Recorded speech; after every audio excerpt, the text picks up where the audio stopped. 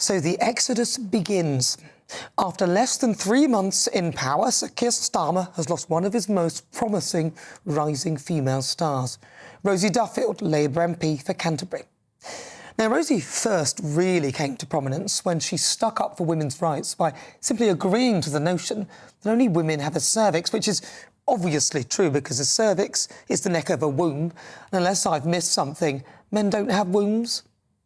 How quickly we forget the lunacy that possessed the party when it came to defining a woman. A woman can have a penis. Nick, I don't think we can conduct this debate with, you know...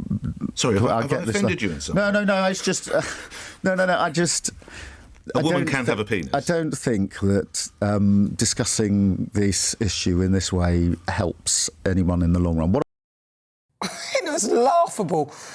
Rosie was also frightened back then to go to her own party conference for fear of repercussions. And on resigning her position, she accused Sir Keir Starmer of presiding over sleaze, nepotism and apparent avarice, and that is off the scale. And that she was ashamed of what he and his inner circle had done to tarnish and humiliate our once proud party. Very powerful words. In fact, words, some of which, in particular sleaze, were attributed to the Conservative Party. She uses the word avarice, a word I think I last heard in the Bible. It means extreme greed for wealth and material gain. The cash for clothes Lord Allygate scandal is an absolute example of that. Yesterday, another £16,000 was undressed as being wrongly assigned as money for his private office. If it's all above board, why disguise it? The only reason I can think of would be because the person declaring it knew it would look bad if they were honest about it. She refers to nepotism, so helping close family and friends, and inner circle, she calls it, a bit like contracts going to people with close links to the Tories during the pandemic. There's a cigarette paper between the behaviours of both of our main political parties, and it's hilarious listening to the likes of James O'Brien trying to excuse it. Does your ability to pay your gas bill, how is it in any way affected by the price of the suit that Keir Starmer is wearing? Wahid Ali is a Labour peer giving money to his own party, giving money to members of his own party, people, I don't know, perhaps he even describes as friends. So what is it that I am supposed to be cross about? And then the other voice kicks in and goes, no, you must be missing something. And you begin to, well, am I being tribal? Am I being all the things that I accuse other people of being? And you can answer that question quite easily. Have they broken any rules? No. Have they broken any laws? No. Have they unlawfully prorogued Parliament? No. Have they lied to the House of Commons and been found to have done so by a committee of their own peers? Yeah, well, maybe not, but things are unravelling as we speak, and I suspect that there is way more to come. And for all of those, in particular journalists and broadcasters who have tried to trivialise this story, but were hot on the heels of Boris Johnson and Partygate, this, in my view, is just the tip of the iceberg. In a resignation letter, Rosie stated, "Someone with far above average wealth choosing to keep the Conservatives' two-child limit to benefit payments, which entrenches children in poverty, whilst inexplicably accepting expensive personal gifts of designer suits and glasses, costing more than most of these people can grasp. This is entirely undeserving of holding the title of Labour Prime Minister." Rosie went on to say, "Forcing a vote to make many older people iller and colder, whilst you and your favourite colleagues enjoy free family trips to events most people would have to save hard for, why are you not showing even the slightest bit of embarrassment?" Rosie declared that Keir is unfit for office, inexplicably choosing to accept designer suits, whilst at the same time pursuing cruel and unnecessary policies. Watch this space, because there's more to come.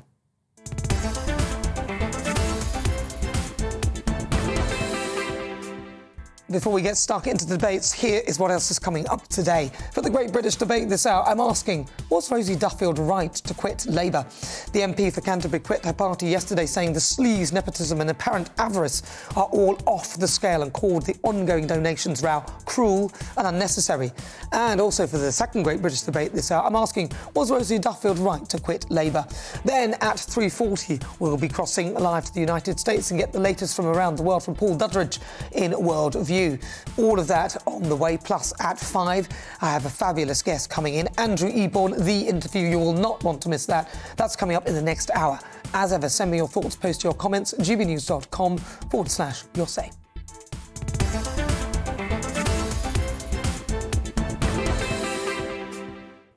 Well, joining me now, author and journalist Rebecca Reid. Rebecca, thank you very much for joining me. So Rosie Duffield has quit the Labour Party. In your view, did that feel like the right move for her? I think it probably is the right move for her personally, because I don't think she's felt sort of at ease or particularly welcome in the party since her feelings around trans issues were made clear. And I don't think that sort of personal liaisons have been very good. And I imagine that from a sort of day-to-day basis, if you don't feel welcomed or supported by your colleagues, then it probably isn't the right job for you. I think her timing is interesting. And I think her methodology is perhaps a little uncomfortable. It's not what I would personally have done. But yes, I think ultimately it's probably best for her.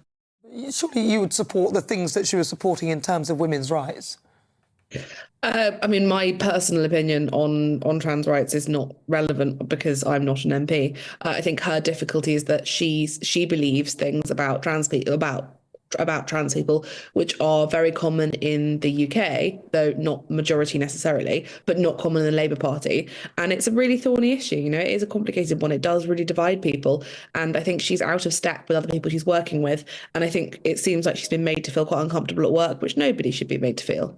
So where do you stand then on cash for clothes? These Labour Party receiving multiple donations of money to buy clothing, which some of them seem, well, it seems like a lot of money for clothes. I don't have an issue with it. I mean, David Cameron and Samantha Cameron had similar setup, and I didn't have an issue with it with them either. I think what you wear for work is probably, I'm wearing a cardigan right now, but if you're trying to look smart and appropriate, I think it's a perfectly reasonable cost. I think anything that wasn't correctly and appropriately described, that's a mistake. It's a comms mistake. It makes you look bad, but I don't think it's morally an issue. I think Rosie Duffield, I think to suggest that it's this that she's gone over is perhaps untrue. I think she would always have gone. I think she probably stayed for the election because she wanted to win it as a Labour candidate. And then I think she was on the runway. And this felt like the appropriate moment. It reminded me a bit of when Piers Morgan left Good Morning Britain over Meghan Markle. And it felt like he was really ground down by that job and he was waiting for something to hang it on. And I think that's what she's done as well. I mean, Rosie Duffield accepted £12,000 of donations towards her campaign, all correctly and appropriately declared on the Register of Interest. But she's clearly not morally opposed to donations. I'm not sure how bothered that she really is about that. I think this is about the trans issues. But £150,000 or £100,000 that we know of with Keir Starmer, that is a lot of money to be. I mean, it's the highest amount that any of the other MPs have taken in the form of, you know, in the form of gifts and so on and so forth. That is a lot, right? Surely. I mean, that's from 2019 through 2024, and he was running a leadership bid. So, and also he has been very honest. And I think in places, the reporting of how this has been, I think media literacy is very bad around this, right? So the headline that you see is Keir Starmer takes £20,000 donation, and he didn't get given £20,000 of cash. He stayed at somebody's flat and they have to put a cost on it, which is an assessment. Now, actually, realistically, if you were renting out the flat he stayed at, it probably would have cost more than £20,000, but he wasn't given goods or services costing £20,000, and he certainly didn't get 20 grand in his bank account. And I think people are really losing track of this as if it's another expensive scandal. Now, apart from misdeclaring some of the clothes, all of this is completely legal and above board. And if you think the system is broken, then absolutely let's talk about reform. But they haven't done anything illegal. They haven't done anything that would get you that you need to resign over. It's actually much less of an issue than it's being reported as. And that is also true of when Boris Johnson did it, when it was correctly, appropriately. Whenever he declared something correctly and appropriately, he was perfectly within his rights to do it. David Cameron also got lots and lots of donations. He declared them. It was not illegal. It was appropriate at the time.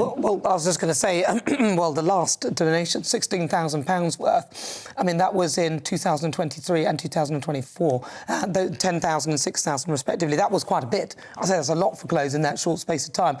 But you pointed out the flat, so we'll come to that briefly because I know I have to go to the Tory party conference very quickly. But where do you stand with the flat where he was broadcasting from, where he clearly put pictures up to try and make it look like it was his own place? I think that's fairly normal. I mean, whenever the royals do a sort of broadcast, they will put sort of family photos around that are oriented. And I've known videographers who work on that project. And it's the same whenever you make any kind of broadcast, you do shape the background because you're trying to send a message of I'm a family man, I'm a good person. So I don't think it was anywhere near as malicious as people want to present it as. I think it was absolutely, it was marketing and it was about branding. But I don't think there was ever any desire to sort of lie to the public. I think it's like when podcasters or vloggers use a studio that's got a sort of fake home background. It's to try and make you feel like they're relatable, which obviously he's not. He's an incredibly rich. I think that depends what the message is. I mean, if you're telling other people to stay at home, then you're not even broadcasting from your home and you make the place look like your home. A lot of people would probably disagree with you on that one. But Rebecca Reid, thank you very much for your thoughts. That's Rebecca Reid. She is a broadcaster and journalist.